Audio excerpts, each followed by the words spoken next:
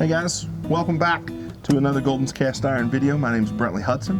This happens to be old Barkley, and we're happy to be here today to talk to you a little bit about fire pits.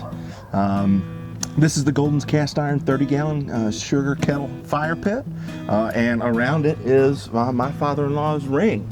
He has had this in his backyard for 15 years, and it has had a wonderful life.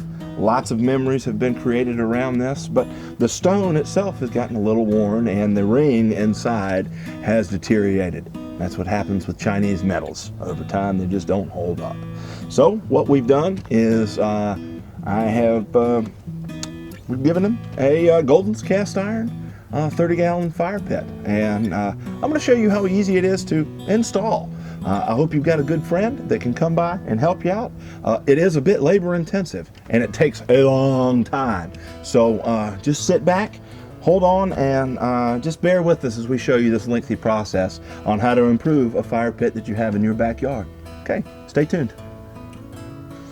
All right guys, so we're going to show you how easy it is to set this into a fire ring. Now this is a beautiful fire ring. It's had 15 years worth of use, and it's just ready for a bit of an upgrade.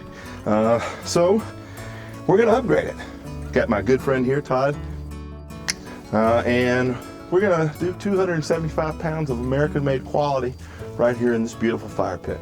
Todd, you ready? I'm ready. He's ready.